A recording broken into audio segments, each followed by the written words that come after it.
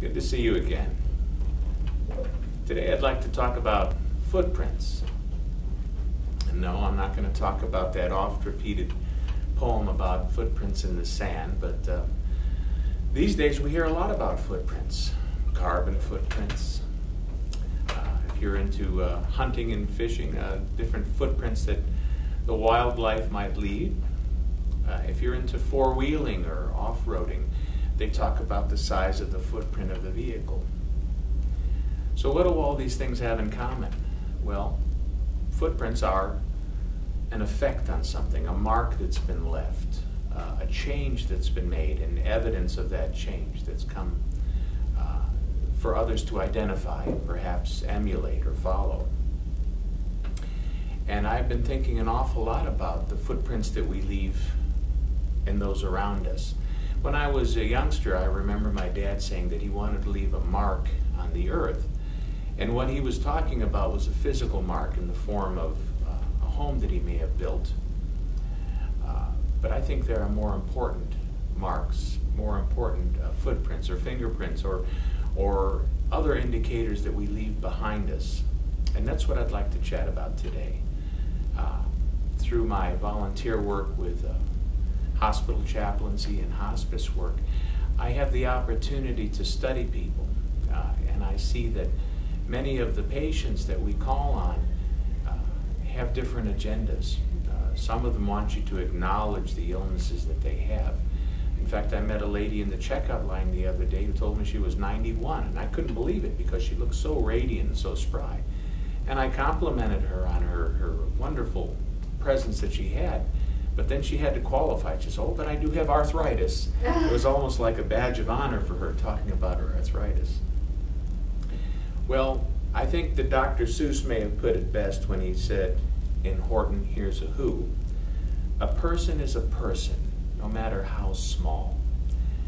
And when I think about some of the people that I visit, and they're so tiny in their final stages of life, it's important for us to remember that person is still a person. And on the inside, they may be 16 years old in their minds.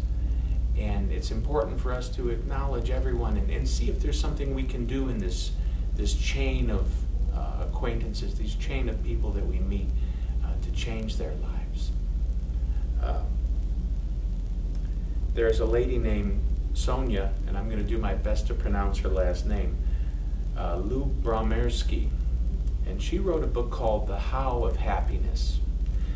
In that book, she talks about an instance where she was waiting in line at the grocery store, and there was a fellow in front of her who was a little short. He was counting his coins.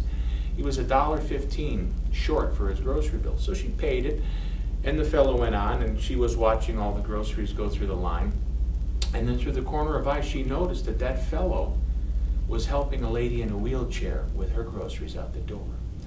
It was almost like a domino effect, a progression of events that one act of kindness started and it led to others.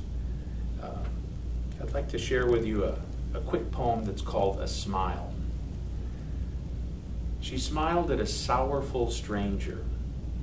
The smile seemed to make him feel better. He remembered the past kindness of a friend and wrote him a thank you letter. The friend was so pleased with the thank you that he left a large tip after lunch.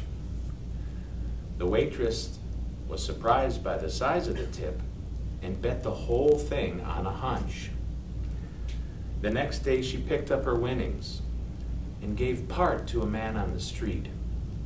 The man on the street was grateful. For 2 days, he'd had nothing to eat.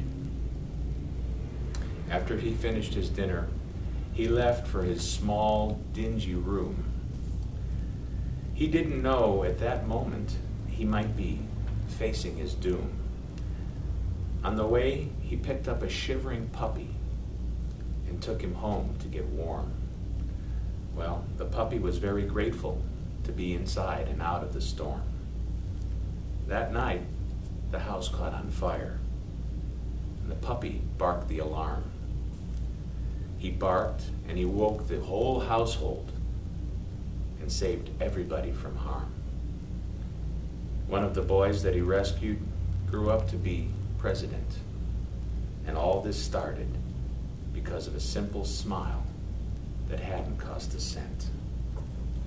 And the lady who wrote that was Barbara Houck. That reminds me, and I think I've made mention of this before, about a country song that's popular right now, and it's about paying forward. And I don't even remember all the words to the song, but in essence, it's similar to this. It's about a fellow who's driving down the road and he sees a lady with a flat tire, so he stops and he helps the lady. And she says, well, how much do I owe you? And he says, hey, just do something nice for someone else in the future. So like the person in the poem, she stopped at a restaurant and saw this waitress that was obviously heavy with child and left her a $100 tip. Well, the song goes on and she ends up going home, and her husband asked her about the day, and she told her about the tip, and she says, by the way, honey, she says, good night. And the husband's name was Joe. Well, Joe was the one who helped the lady initially with the tire. So this is all like a chain of love that we participate in and move it forward, carrying it onward. What about you? What are you doing to the person in the checkout line or the homeless person on the street?